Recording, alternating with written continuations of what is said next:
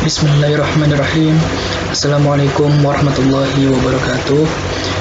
Saya dari Sistem Informasi Teknik Fakultas Teknik Komunikasi Fakultas Teknologi Komunikasi dan Informatika, bernama Seza Sahadi Anugrah. Saya di sini ingin mempresentasikan soal SDLC, ya, yang mana saya di situ akan menjelaskan soal pertama dari planningnya atau persiapannya, kedua dari desainnya, kedua dari analisnya, ketiga dari desainnya, dan terakhir dan dari implementasinya.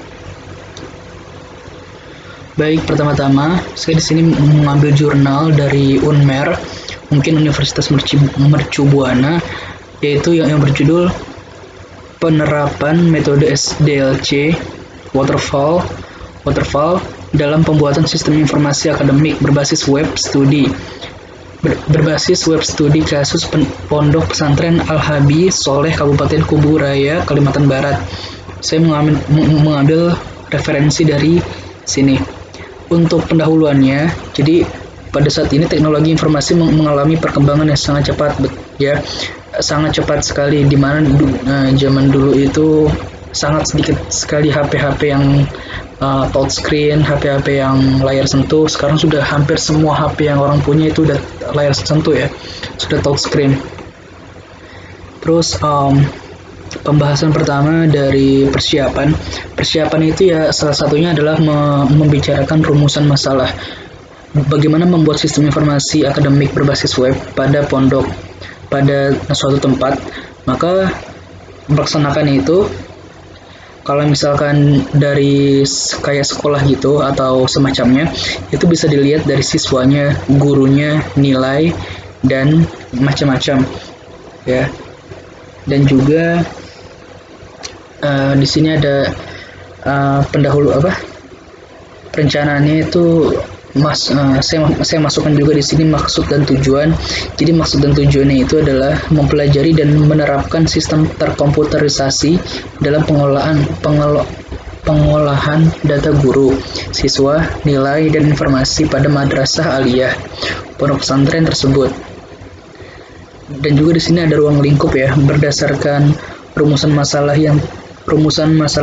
yang sudah penulis identifikasi, maka didapatkanlah ruang lingkup pada penelitian ini, yaitu hanya membahas pemrograman web sistem informasi akademik yang menggunakan metodologi waterfall. Untuk berikutnya, saya di sini akan membahas soal analisa.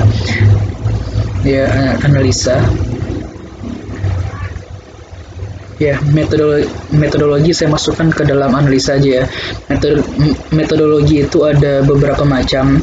Yang pertama adalah metode penulisan. Pada maksud ini, penulisan menggunakan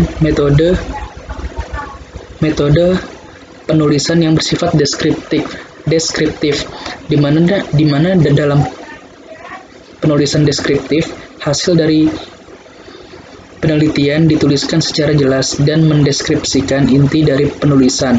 B. Metode pengembangan perangkat lunak. Ya, ada beberapa tadi. Dan sekarang kita masuk ke analis. Dalam tahap ini, penulis mulai menganalisa aja apa yang dia butuhin. Kalau misalkan emang dia butuh ini, butuh itu, ntar dianalisa, ntar akhirnya dia penuhi kebutuhan dia. Lalu dari analisa tadi, yang ketiga adalah desain. Jadi desainnya itu dia mau ngebuat yang kayak gimana. Desain itu kan artinya dia, ya, mau nggak mau kayak ingin memperbagus tampilan yang ingin dia buat, maka desainnya itu diatur. Ini bagusnya gimana, ini bagusnya gimana biar warnanya pas, enggak keterangan, enggak kegelapan, enggak juga terlalu kontras yang sangat-sangat terang, dan juga pas sama apa yang dimaksud gitu, sama arti dalam warna itu. Misalkan putih itu artinya bersih dan semacamnya. Ya, desain SDLC itu, dan di sini, dan terakhir itu ada implementasi. Implementasi itu artinya penerapan ya, penerapan yang terjadi dalam uh, dalam sesuatu yang kita buat.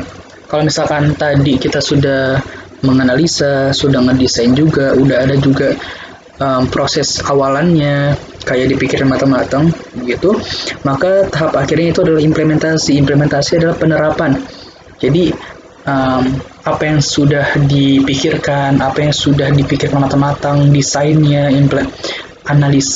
analisanya dipikirkan sudah, ketika sudah jadi maka diimplementasikan langsung pada kegiatan yang ingin dilakukan. Kayak misalkan di sini ada implementasi halaman ruang siswa, itu desainnya dibuat sedemikian rupa biar mudah dilihat, mudah dicerna. Di sini juga ada implementasi halaman ruang admin, berbeda. Ruang siswa sama ruang admin berbeda. Jadi emang udah dianalisa admin itu bagusnya kayak gimana ya, kalau ruang siswa itu bagusnya kayak gimana, ini bagusnya kayak gini.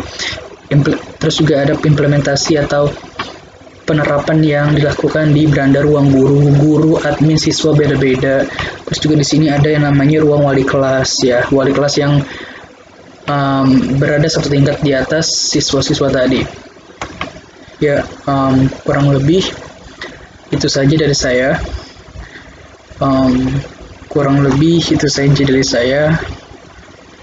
Kalau ada yang kurang mohon maaf. Wassalamualaikum warahmatullahi wabarakatuh.